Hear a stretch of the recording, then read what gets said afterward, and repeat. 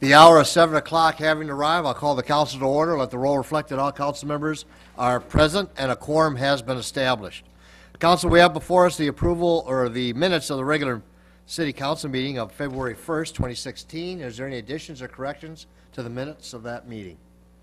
Seeing none, they stand approved. Council items to be considered. Is there any additional council items to be considered this evening? Next, consent agenda. Council, what's your wish? Councilmember Nelson makes a motion to approve, seconded by Councilmember Brox. That motion is now before the body. Is there any discussion to that motion?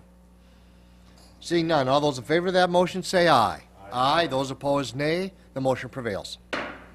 Next, we go to awarding of contracts at a public hearing. Tonight, we have a public hearing in relation to a city code amendment dealing with the floodplain.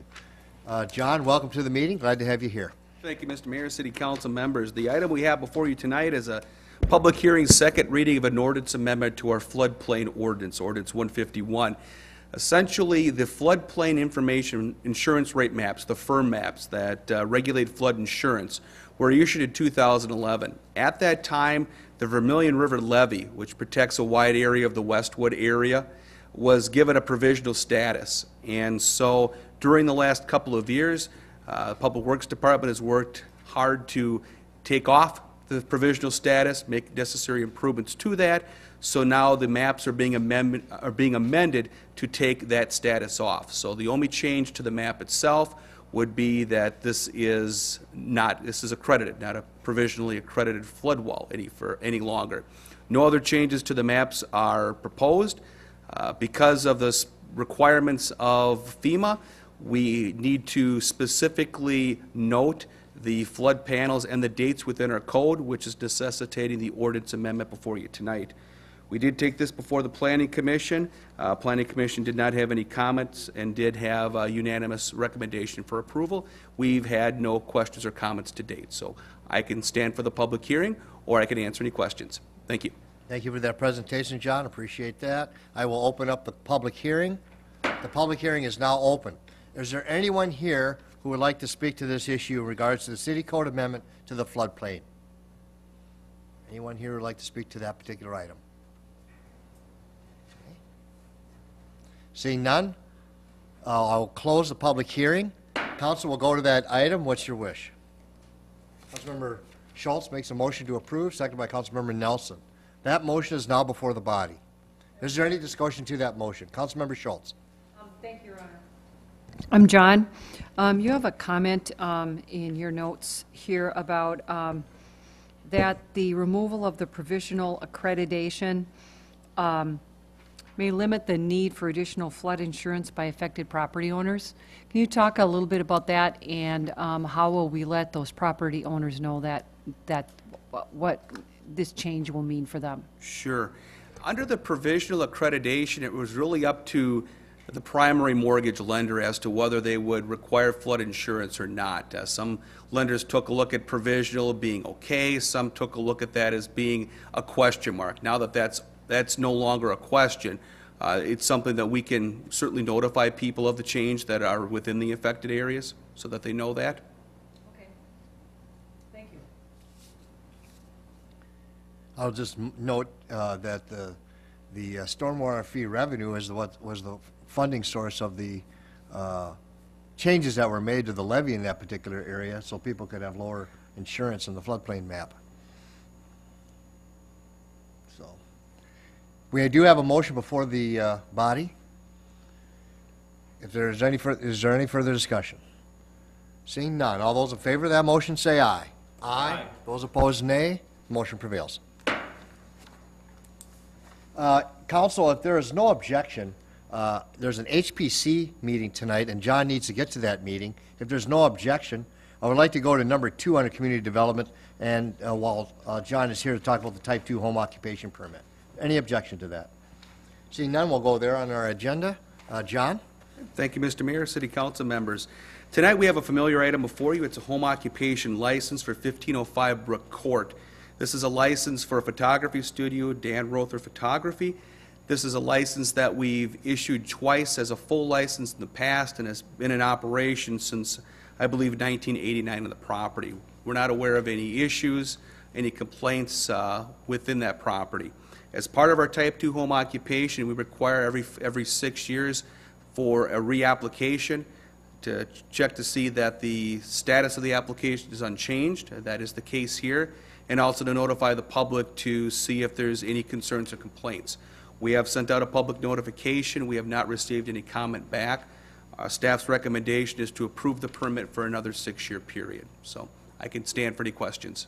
Okay, thank you, John, appreciate that. Council, this issue is before us. Councilmember Schultz. Make a motion. Councilmember Schultz makes a motion to approve, second by Councilmember Brox. That motion is now before the body. Is there any discussion to that motion? Seeing none, all those in favor of that motion say aye. Aye. Those opposed, nay. The motion prevails. Thank you. Okay, thank you, John. Next, we'll go back to, on the agenda, under A, Public Works. We have a resolution tonight to approve the plans, order project, and authorize advertisement for bids for the Riverfront Renaissance Phase 3. Nick, welcome to the meeting. We're very glad to have you here. Thank you, Mayor Hicks. Good evening, City Council members.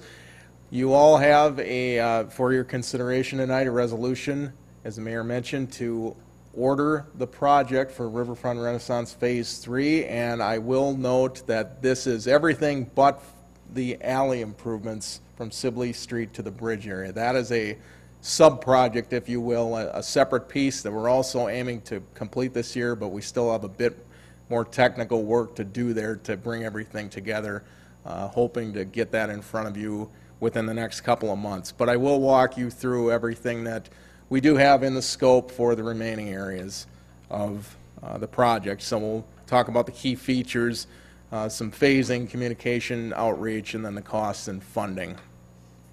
Just to refresh for everyone, the area that we're talking about is essentially our core downtown, 2nd Street from the bridge all the way over to just about the railroad tracks, and then Sibley, Ramsey, and Tyler Streets between the alley that's north of 2nd and 3rd Street.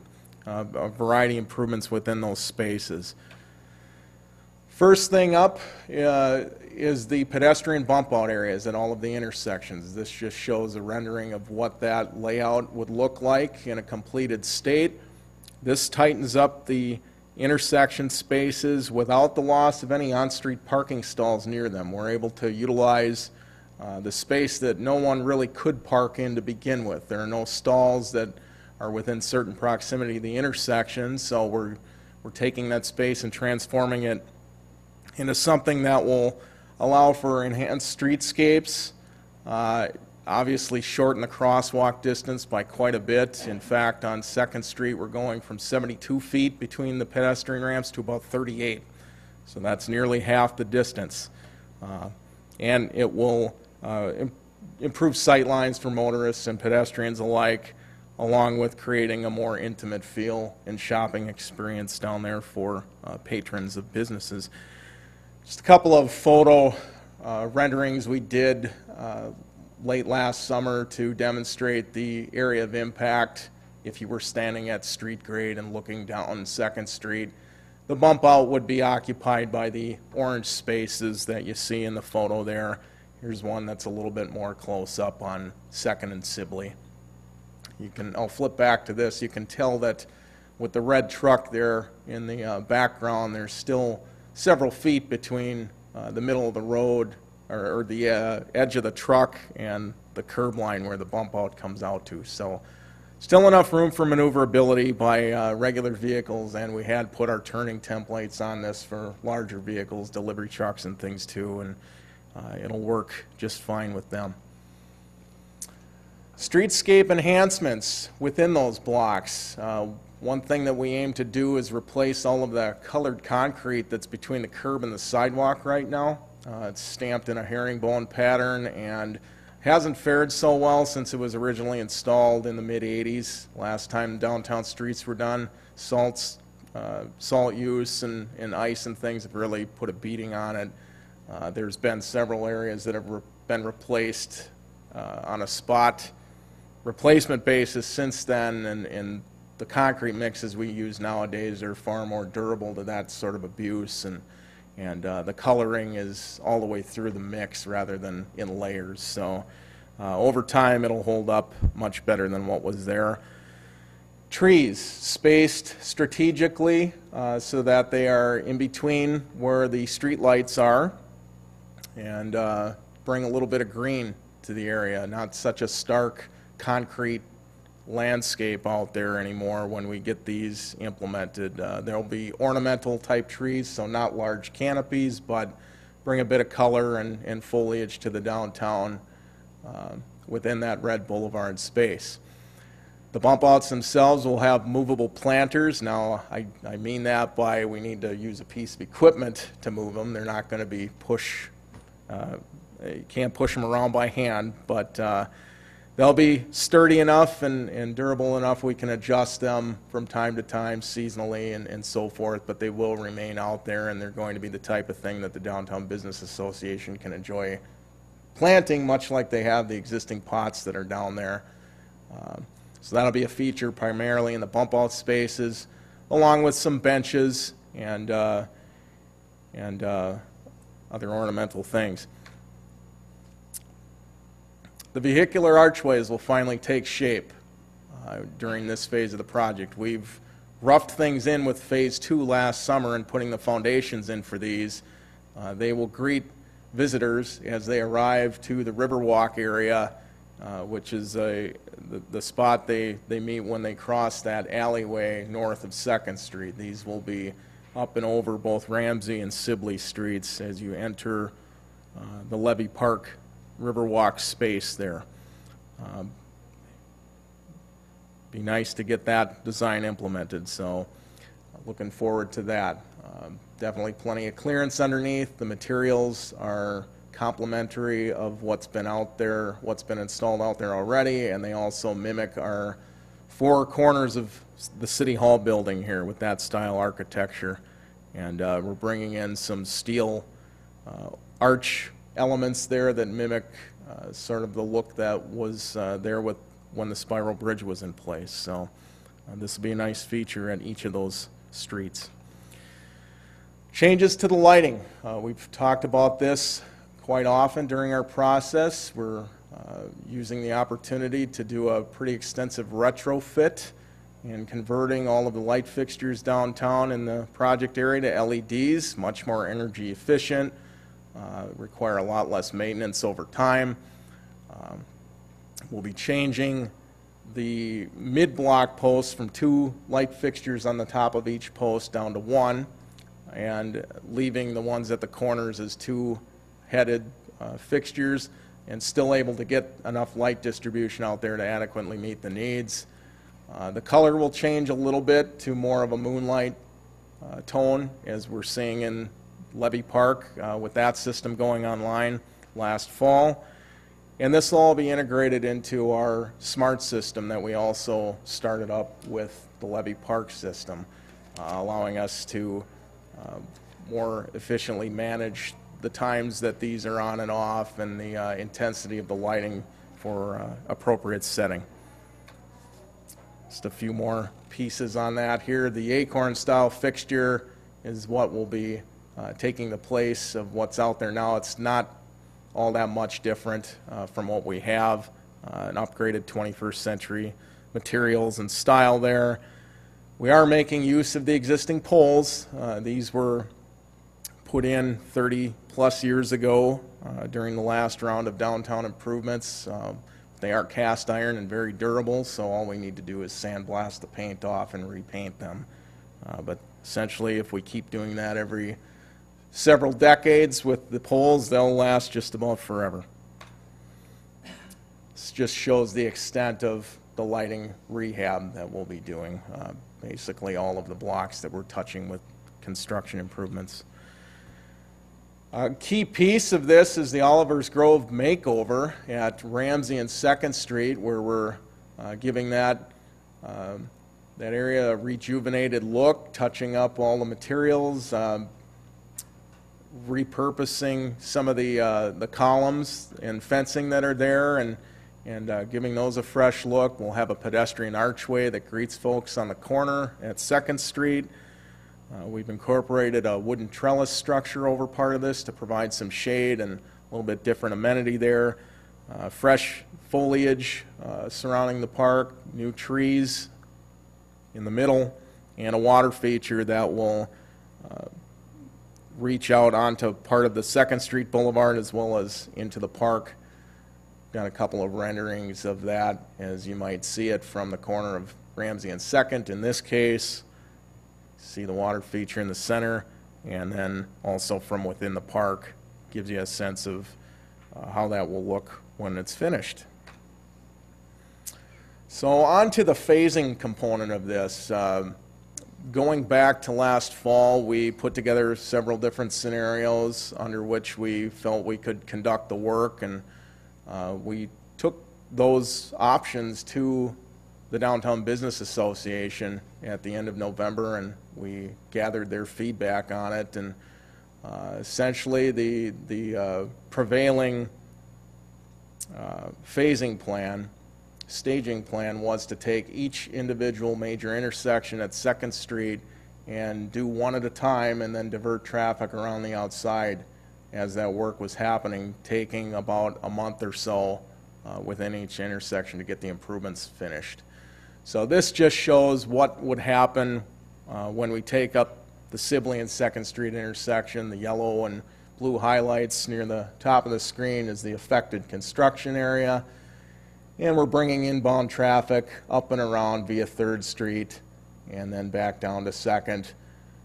We'll have abundant wayfinding signage for motorists during all of the phases to point them in the direction where there are parking options available, both to our lots and then also to the on-street parking that we have throughout the project.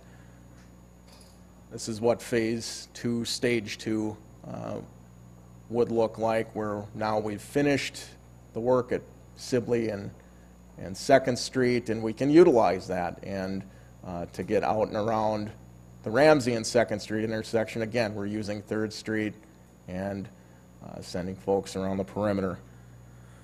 We get to Tyler Street and things get a little bit more complicated, particularly because we have the quiet zone and the island in there for turning traffic around. So we're working on that a half at a time, and this one means that we'll have to make some temporary changes to the street configuration while we're facilitating that work. But we break it down into 2 phases, and we're still able to utilize and take advantage of the 1st Street underpass of the bridge, the railroad bridge, during part of that work, so that folks living east of the tracks will still have a way in and out throughout the project. Mid-block work, again, the prevailing sentiment from our meeting with downtown business folks at the November meeting was to take a half block at a time in each area and work in the boulevards and utilize the parking stalls on that half of the street as a staging area. This is how that might shape up, where we're using the light blue shaded area for materials and equipment while we're working in the boulevard spaces and doing the tree trenches and replacing the concrete in those areas.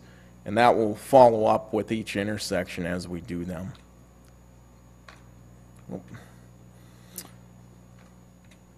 So our timeline in general is to get this out the door here towards the end of this week and open our bids up in early March, and then bringing that to the council for a contract award at the March 21st meeting. Hopefully, if weather is good for us, we can start construction in late April, by late April, and then we'll be able to make significant progress as we hit early summer, particularly with the Sibley and 2nd Street intersection, and try to get out of the way there for the first cruising event in early June. We'll go on and proceed intersection to intersection and then wrap up the project in late September, early October. Again, what I'm calling Phase 3B, if you will, the alley improvements, would be something that we would integrate in the schedule, and we'd plan to wrap that up in the fall as well. Councilmember? Just a quick question, since we're on the slide for timeline, if you don't mind, Nick. I can't recall, I know that there's pending some plans by Art Space. They still to bring it before the council for Lot 1, which is the lot that's closest, right across from Depot Park, that's closest to the railroad tracks facing the river. That piece of it, that block that's up against Second Street. Is that, to the best of your knowledge, is there any intersection of the timeline between that and what they might be doing, even if it's just prepping the ground, even if it's just breaking ground momentarily? Is there any sort of intersection or any concerns that you may have? There are some concerns, Councilmember Longi. We did have a Development Review Committee meeting with a couple of folks from the Art Space team about a week ago, and mentioned to them we will have this big project happening in that area, and chances are, with their anticipated midsummer start date, we may very well be right about this spot at the same time or shortly thereafter. So it will take an extensive amount of coordination to make sure they can still get in and out of there to do their work. Okay, thanks for being so proactive about it. Appreciate it. You bet. Okay, I thought I'd cover communications and outreach a little bit and walk everyone through that. We're turning things up a notch with Phase 3 because obviously we're right outside front doors again with our work. But going back to the beginning, we've had quite a bit of contact with folks in the downtown area. In fact, several were represented on our scoping committee and helped to guide the vision that we brought together for the overall project. Following up again late last fall with the phasing plan and the overall final scope, we touched base with that same group, the Downtown Business Association, and much of the feedback that they provided at the time guided our final configuration of phasing and traffic management, and it's also given us insight for communication strategy. And so through those processes, the open meetings that we've had, workshops and so forth, and our promotion of the project, now we're moving into another phase of outreach, and we're heading into that with the goal of sticking to accentuating the positives of it as a preliminary theme, if you will. And so we're bringing together folks from the downtown business area. Whoever was inclined to participate will have an opportunity to meet with us next week, where we'll collaborate on our final strategies and steps to get word out and keep the positive message up as we go. So we're bringing that together in a week. I mentioned earlier in the presentation we'll have abundant wayfinding for motorists. We're planning to do similar things for pedestrians at ground level on the intersection corners with signage that will help them identify where businesses are located, not unlike what you might see in a shopping mall with numbered locations and a key to indicate what businesses are located at which number. Visioning boards that will show what the grand picture is, what things will turn into as we go throughout the improvement project and what the end result will be. We're also intending on creating a project flyer that will be something that business owners can utilize, place at their front counters for folks. Obviously, we can have some of those at City Hall, and we'll publish them online.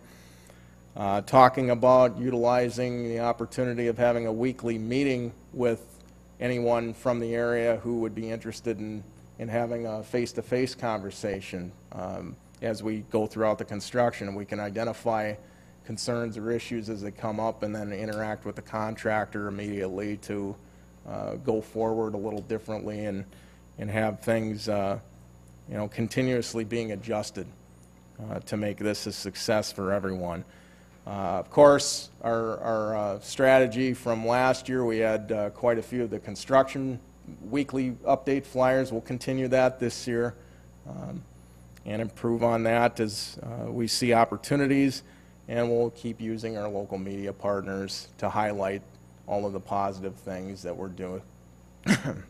doing, and then finally, we want to make sure that people are aware of the other events and attractions that are coming into the downtown area with the opening of the venues at Levy Park and using that as a catalyst to gather interest in coming downtown. So I think that recaps that piece of things. Finally, wanted to talk about the funding and where we are at right now, and this is with all of the work that's contemplated within the package, but for the alley improvements, we're at $2.8 million. Breakdown, as you see in the pie chart there, with most of the funding coming from our bonded debt authority under the charter. We've got MnDOT state aid money that will go towards doing the pavement repairs and things of that nature on 2nd Street and parts of Ramsey and Tyler. We've got city utility funds. We have a few different smaller level items to address with those systems as we're down there. Parks Capital Fund money, that'll go primarily towards the Oliver's Grove features, appropriately there. And then we have a little bit remaining from the Dakota County RIG grant that we were fortunate enough to receive last year. So we'll be able to apply that towards this project as well. That's all I have here. So I'll stand for questions and turn it back to you, Mayor Hicks. Okay, well, thank you for that fine presentation, Nick. Appreciate that very much. Councilmember Balsanic. Thank you, Mayor Hicks. First of all, Nick, if the signage and communication that Public Works did last year is a repeat this time around, I don't think we're going to have any concerns. I think that really worked very nicely last summer with the detours, the signs, all of the notifications. This is going to be more complicated, but it's kind of like you figured it out last year, and now we get to improve on all of that. So I'm looking forward to, smooth transitions as we're going on, down from block to block. I did have a couple of questions that were brought up by some of the downtown business owners. The first one is, will the angle of the diagonal parking remain the same, or are we going to shift that? It's my understanding that it is not a typical recommended angle right now, and there were some discussions with the state years ago when that diagonal parking was put in. So I'm wondering if we are going to stay with that same angle or not. Yes, we will be, and you're right. It is a very unique angle. It's usually they are made in 15-degree increments, 45 degrees, 60 degrees, so forth. These are, I believe, 57 and some odd degrees, and it was put in that fashion 30-plus years ago to maximize the number of stalls we could fit along 2nd Street at the time, and we had to get a variance for it from MnDOT. So. Squeaking out every last bit we could. And this is why the business owners were asking, are we going to lose any parking spaces, with perhaps changing the angle? And I said, well, I'll find out. So now we know. You might maybe emphasize that the next time you get together with that group or any of the representatives. Secondly, are we going to have the same number of street lamps then? I know we're from block to block, we're going back to single, but will we still have then the same number of lamp posts? Yes. We're not changing that at all? Correct. We're okay. utilizing the same bases, so those will remain in the ground and light pole on top of each one. Okay. Oliver's Grove, you had a slide of it. Yeah. The entrance, if somebody is parking in the lot to the south of Oliver's Grove, if they want to access 2nd Street, they can still go through Oliver's Grove, but they will come out close to the bump out on 2nd Street then, right? There's no way to get to the sidewalk without going over to the corner. Is that correct? Correct. There will be entrances more towards the corners of the park area through here and here, Okay, and then And- then access to Second Street will be right here. right there, okay. Not up in the, what would be the northwest corner then. We've got plantings and Plantings in our control unit for the water feature and the that water space. feature and so on and so forth then, okay. Yes. Something that's come up, and I have talked with City Administrator Melanie Mescoli, snow removal. Are we kind of keeping an eye on that so that, in terms of getting equipment in there to remove snow? We're not doing it now, and I guess we haven't for years, other than me going over there and shoveling an occasional walkway from the parking lot on up. What's our plan on snow removal? Have you come up with any conclusions on that at all? Melanie, take that one. Well, we were counting on you, Joe. We were counting on you to keep shoveling it I'm going for to buy us. a new shovel. I can do That's that. the plan. Sliv McGree walked by that one day, and if I had an extra shovel, I would have given it to him. He was giving it to me, I'll tell you that. That's a conversation that I've had with our Parks and Rec director, and we'll be evaluating that as far as just overall snow removal for next year. So that's on our radar, definitely. Okay. And one last question on the archway. The, Hastings Riverwalk archway. Go ahead and make your note there, that's right. Oh, I'm listening. Yeah. I'm listening. Structurally, what's the weight-bearing load of that? Can something be put on top of that, like a sculpture, or, can something be put up there that can be changed out, perhaps from season to season, anything like that? I'm going to say at this point, no. We hadn't anticipated that sort of use for it during the design. I can take the question back to our design consultant on that. Okay, How many pigeons can land on? a new place for them. Yeah, again, downtown business owners, they were saying, that would be a neat place to put something, in terms of a sculpture piece there.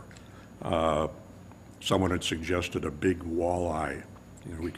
We could go in competition with some of the cities up north, or like a paddle wheel or something along that line. But yeah, it maybe just check so we know, just so that we know we can or we cannot. I'm not advocating that we do. I want to be sure that we've got all of our ducks lined up regarding that. Okay, thank you, Mayor. Will do. Okay. Councilmember Vaughn. Thank you, Your Honor.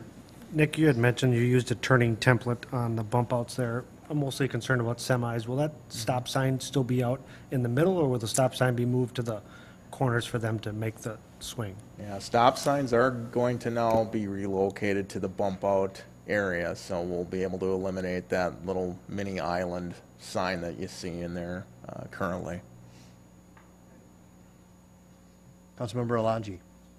Thank you, Your Honor. I just wanted to state my extreme gratitude to staff, to the consultant, to council colleagues, the neighborhood, everybody who's contributed to what I think is a fantastic capstone, if you will, to the Riverfront Renaissance. I think we're looking at a pretty amazing plan that comes from the result of a lot of hard work.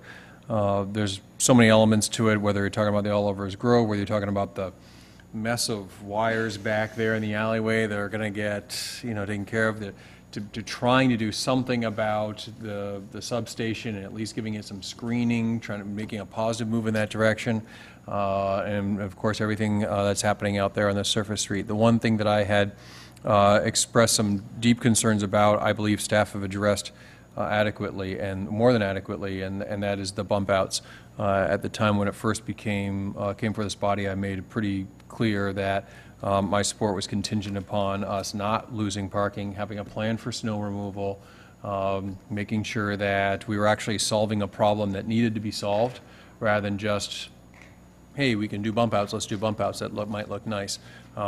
This is solving something that has to do with crossing the street, having the distance to cross the street, no net loss of parking, and you've got a snow removal strategy in place, which I hope works out, including for Oliver's Grove. I think that would be important, because I think that gets tied in pretty quickly to the overall snow removal plan, even if it is two different departments that we're talking about. So with those improvements made, I can happily and enthusiastically endorse this. And in fact, Your Honor, if you're looking for a motion, I'll make one. I will accept the motion. Councilmember Alonji makes a motion to approve the resolution to send this out to bids, authorize for bids. Is there a second? Second by Councilmember Schultz. That motion is now before the body. Is there any additional discussion? I just have a couple of items. First of all, Nick, outstanding presentation. Appreciate that presentation. Thank you. A couple of things. I want to ask you about the trees in particular. You said they're going to be an oriental type of trees that will be placed downtown. Are they going to be a below ground, in a box above ground? Exactly what's that going to look like? They will be Ornamental. ornamental trees, Thank yes. you. I didn't quite hear what you said. I've got a bad ear, so. I might be able to save you here with, one of them is a Japanese lilac, so. Well, then I'm half right. In that part of the world. Appreciate that. They will be excavated into the ground, and the soils within will be augmented to allow for enough growth to sustain them and yet keep them contained. Okay. It's my understanding these are the type of root systems that generally don't deviate. I mean, we're not putting in an oak tree, is what I'm trying to say. Correct. Right? Yeah, smaller level ornamental type trees. I did grab the list of those. We've got Japanese lilac, a flowering plum tree, and a serviceberry. Okay. So a bit of a mix. Because I did read that, and that's probably where the Japanese lilac. The other thing I want to encourage, and I think this is a point that was well made, is that as we do this project in the downtown area, that we continue to promote the events there. Because I think once people get down there and they see some of the construction that's going on, they say, you know, it's not that bad. You know, they're going to be able to get around. We're going to continue with our cruise-in nights with the car shows. And continue the events, and I understand that we're booking up that pavilion quite a bit for the summer. That's going very, very well. There's going to be a lot of activities down there, and I think that bodes well when we have a project of this type coming to downtown and affecting the streets, that there are events going on, and the promotion of that events, I think, all those events is a great thing, because I think it promotes to people in town and out of town that downtown Hastings is open and vibrant and viable, despite the fact that we're fixing sidewalks and doing some sewer work and all that. So I think that's a vital part of this plan, and so I appreciate all the efforts that staff and all the discussions gone on to continue with that. And I know we're going to be talking to the Downtown Business Association about that and all the events that are going on downtown. So kudos to everyone on that. I think it's an important piece. Okay. Is there any other discussion to the motion before the body? Seeing none, all those in favor of that motion say aye. Aye. Aye. Those opposed, nay. The motion prevails. Next, we have comments from the audience. Are there any comments from the audience tonight? Anyone here who'd like to speak to the council? Please, come on up, sir. Please give us your name and address.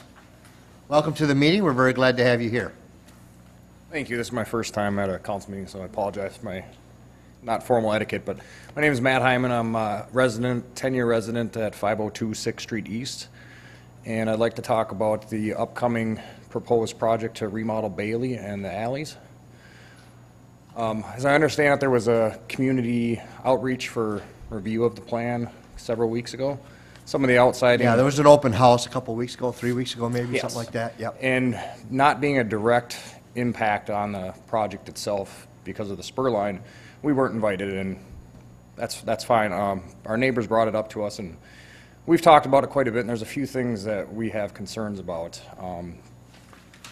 Fairly short list. First of all, I'm personally for the project itself. I think Bailey's in dire need of repairs. A couple things that we are concerned with is the expansion of parking in addition to the bike trail and the one-way traffic. The impact that's going to have on particularly 4 residents is going to be pretty massive. I believe they're losing up to 8 foot of their property. And technically it is the city property, but with a variance, but rather small properties are going to get even smaller. And in addition to that, I just looked today, there's 8 mature trees on that side of the street that all of them would have to come down. And I'm just guessing here, but 3 of them are probably around 100 years old. The rest of them being probably 50 or plus. Very mature trees for our neighborhood. One thing I'd like to point out about the parking is it's not really necessary on Bailey. The only time in the last 10 years that we ever see parking is during the car show, and it's rarely past 5th Street, other than highlighted weekends like the 4th of July, that kind of thing. The residents that park on that side of the street have ample parking on 4th, 5th, 6th, 7th, 8th, all the way up and down. So to prevent taking up so much property, we'd like to bring it up to the council to consider not using street side parking on Bailey from at least 4th to 7th is where I noticed that it's the major impact areas. After 7th Street, it's currently double-sided parking with the bike trail on the inner side of the parking towards the street side. It's still one-way parking, I believe. Just one way. Where the trail is not parking. Well, parking is allowed on the trail side, but the opposite side does not. No parking on the west side. And those parking signs stop short of the end of the block. I think it would be roughly where 9th Street would be. That whole area is no parking. Okay, well, in that regards, I'd like to propose adding additional parking. I did ask, my brother's he's a security guard for Oak Park Heights, but he has a police background, and we brought it up because we were going to talk to the police department about it, because it's rather dangerous when we do get dual-side parking, but the sign stops short where legally you are allowed to park right now, and it's probably just a signage issue. So just something to consider. And in that regard, if that's the current plan, to stick with single-side parking The plans in the up there. future, I believe it's going to stay the same, isn't it, Nick? No parking on the west side, but on the west side, all the way. So, Only be allowed on the east side of the street. okay. Which, that actually brings up a good point. The west side of the street, bumping the road up to closer to the homes, have you guys looked into how dangerous that becomes with the proximity of some of the older buildings? We took feedback from maybe your neighbor that you were talking with, and we've made some adjustments since to help reduce that impact. Okay. In that particular If it helps with clarification, in the next month, the city council will be meeting, have an open hearing on all the construction issues relating to the Bailey Street improvement. Okay, So thank you. I would invite you to come to that meeting as well. We will be having this discussion, very similar to what we're doing right now. There'll be a meeting of the city council specifically to deal with this issue on the agenda. In your honor, just to add to Councilmember that Elijah. answer, just because staff have been very proactive in talking with me as the ward council member there about some of the issues that they've already heard and seen. So yes, do please come to that meeting, but also realize as you come to that meeting that there have been substantial changes made to parts of the plan, particularly in relation to Bailey and 6th, Bailey and some Bailey and 5th as well, where I think if the neighbors haven't already been notified, I think that they'll be pleased with what they see in terms of what changes have been made. There still has to be a road there still has to be a bike path, there still has to be some things there that are going to look different, and there still will be a little slice, I think, taken off of what they have probably considered up to this point to be their yard. But I think there are far fewer trees, especially the larger ones, I think, are the ones, would you say, Nick, that maybe are, maybe to come up to, because I'd hate for people to hear just that much and then come to the meeting angry thinking that we haven't listened to them yet. I think we have, and I think there's already movement in a certain direction, so I'd like to give Nick the chance to Sure. go through that in Yeah. detail. Sure, Nick, go Thank ahead. you. So, as I was mentioning, we have made some adjustments based on the feedback that we received at the neighborhood meetings. And we're still working through that. So if you take that back to your neighbor, they may not have heard from us yet, just because we're still settling things out a little bit, but we do intend to reach out to them and let them know, hey, we've taken a look at this further and are responding as much as we can and still accommodating the greater project goals. But Yeah, as the mayor said, there will be a full-blown disclosure of all the details at our, I think it's our March 7th council meeting. We've got So that would be our scheduled. next So, council meeting. We'll bring all that to light at that point, too. Thanks, Nick. Thanks, Ron. Okay, thank you. I got one last thing, and Sure. thank you. We thought it was kind of a done deal. That's why we wanted to make Not sure we yet. brought up this meeting. No, And the no. last thing I That's had. why we had the open house, so we can get the feedback, and we'll come back with that updated plan. Okay. And then my last thing was just a recommendation on, with the bike path being so near the railroad tracks, to consider either a chain link fence or some kind of decorative hedgerow or something. Just more traffic you're gonna start seeing with having a bike path right by the trail. It starts, dogs, kids. I live, directly on the tracks, and it was a big concern for us when my son was really small to get it into their head how dangerous the train truly is. So that would just be a recommendation, a decorative safety barrier of some sort, so. Okay. That's all I have, thank you. Well, thank you. Appreciate your testimony. Thank you. Is there anyone here who else would like to speak to the council? Please, sir.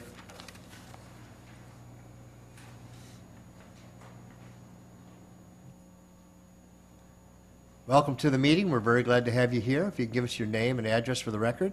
Thank you. I'm Ross Brammer. I live at 406 East 6. I've been there about 31 years, and the roads don't affect me this time, but the alley does, and I was just wondering why the sudden interest in tarring alleys that have, well, I paid my water bill this morning, and it says Hastings established 1857, that have seemed to survive all this time without tar, and what the advantage or whatever is, if that's not ready for today, or you want to talk about it, or I was at that meeting a few months, and all he told me is what my assessment would be, and it'd start in May, so that didn't sound like much of a discussion to me, so I was just wondering what the deal was, or what the thought was for the tar.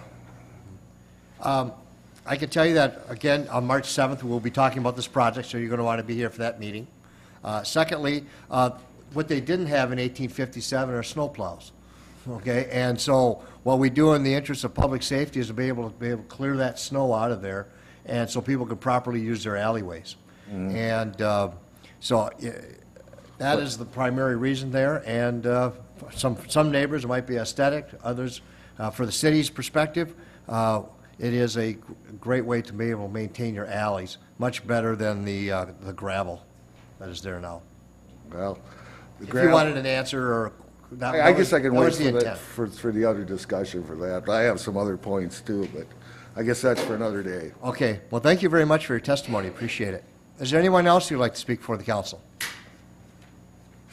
Anyone else? Okay, council announcements. Announcements? Any announcements? Councilmember Schultz.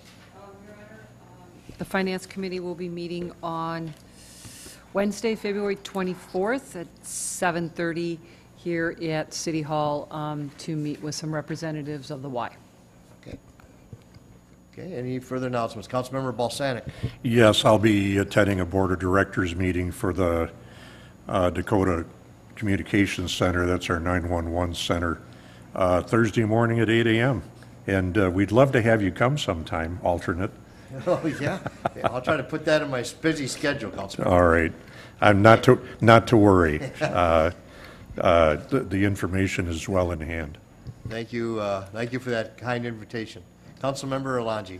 Thank you, Your Honor. I see that our fine joint work with Hastings Economic Development Redevelopment Authority continues on Thursday, the 25th of February at 6:30 p.m. here to continue the work that we started as one of Hedger's representatives. I knew you probably had it in your radar, but I felt like I just lighten like your it- load today. I like it when others are able to chime in and announce these, believe me. That's outstanding. No, that's good. All right. So, okay, any other announcements, council? Okay, I just have a few more, a lot less, that's good.